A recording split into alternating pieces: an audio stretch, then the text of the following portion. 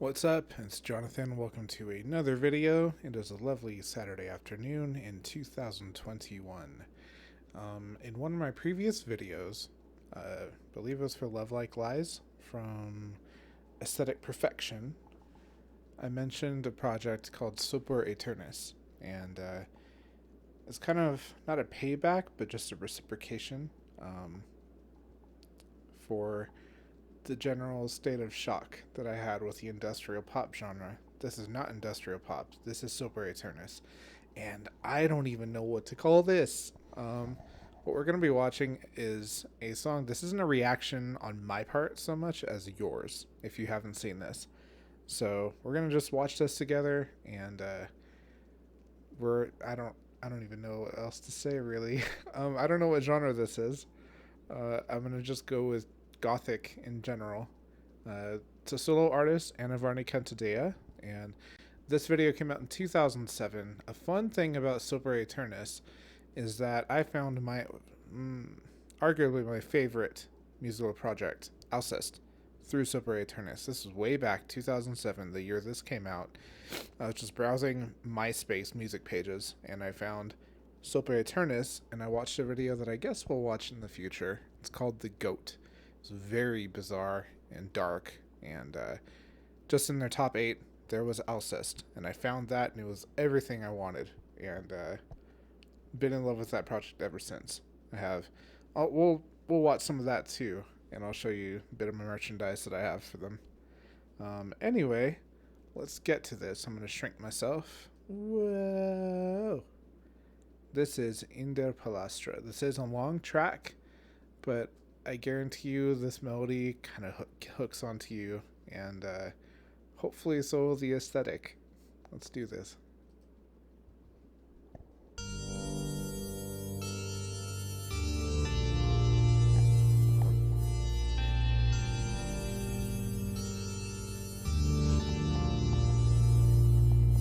In an interview, Anna Varney said that she has like a toy piano or something to that effect that she used a lot in a lot of her recordings, and you definitely hear that in this.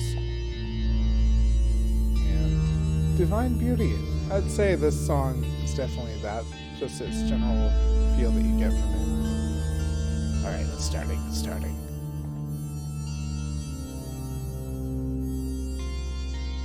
I really want to know your guys' thoughts too. Everybody give your input.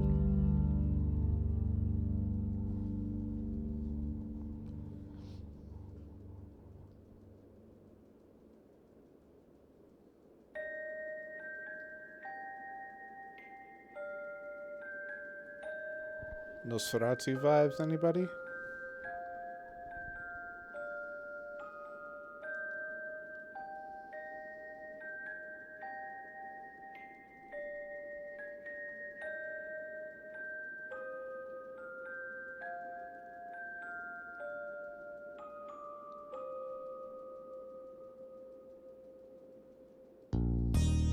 As through the pipes the waters fell,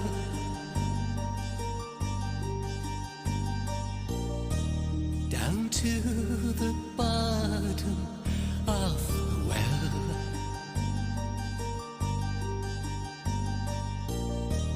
In listless apathy I gazed,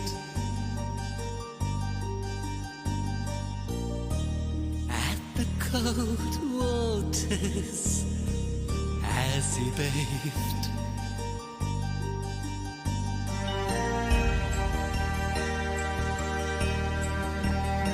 Several times I've replicated this dance just out of nowhere with my friends when they park in my driveway to come pick me up or something. I'll walk out doing this dance just because it's fun.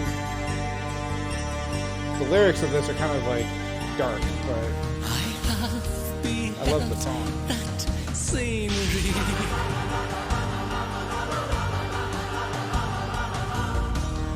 and its most sensual masculinity, yet disappointment. Oh, can't you see?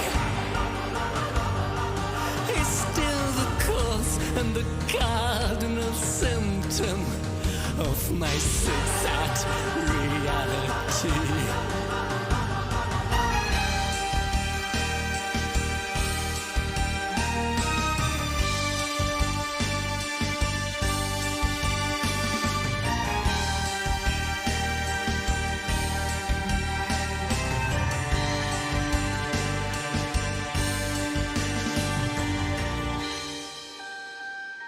Silver equals chill, well that suits me just fine. I'm shyly sipping water while he drinks whole jugs of wine. He likes all kinds of women, and I only hate men. He marvels at all things new to him, and I only wait for all things in this sequel to end. The water pouring down his spine, caressed his strong physique, oh so well defined. I'm gonna pause it right here. I just want to take a moment and think, like, this came out in 2007, so it was probably recorded.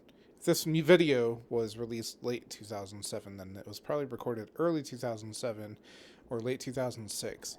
And back then, there were a lot more limitations on recording technology. So even though this was an independent project,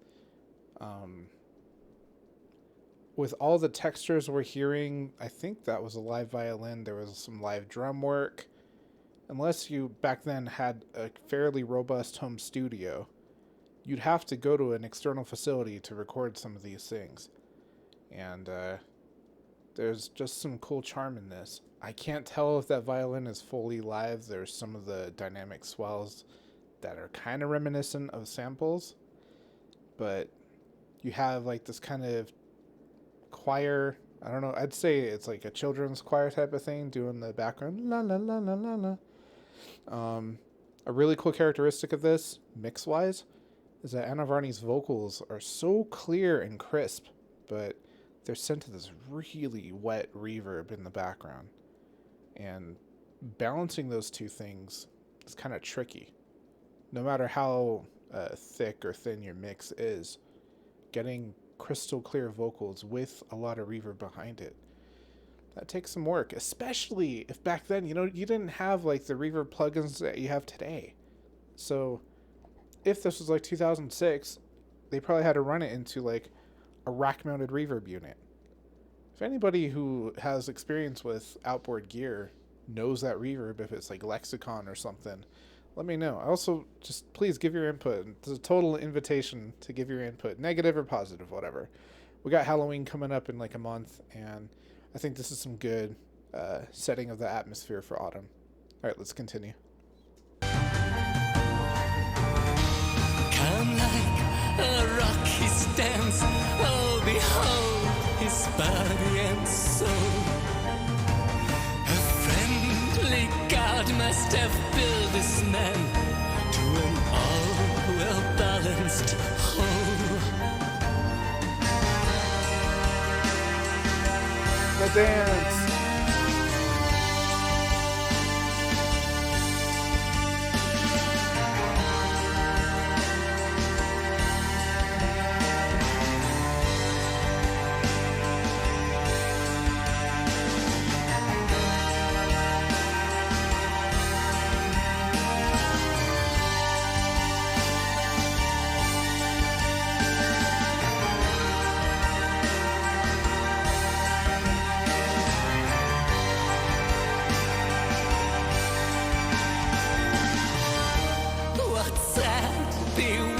Of this brought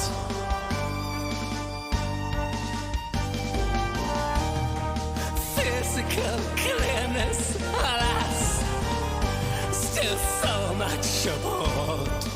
You might call that vocal work gimmicky, but I really like its motive nature. And fiercely aroused in me, it was that old savage yet half forgotten I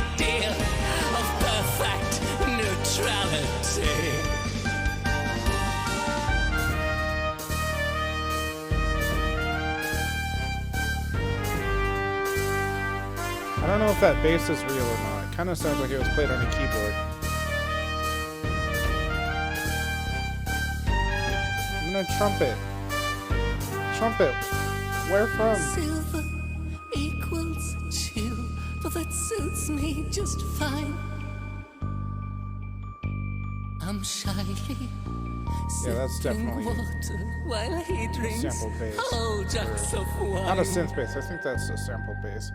Could be wrong though. He likes all kinds of women, and I only hate men.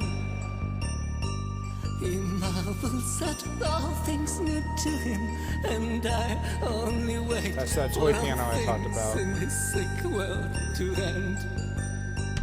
I somewhat envy this naturally beautiful man. He never knew or encountered the hatred and shame that I bear. The doubt, the cloak of disgust, and the all-devouring dread. And if I told him about it, he might only shake his head. With kindly amused, melodious laughter, he then would Sounds so perhaps cool. That nearly background smile choir stuff. at my own so stupid Skillful separation. silliness, and the beast that is raging inside. Is this it?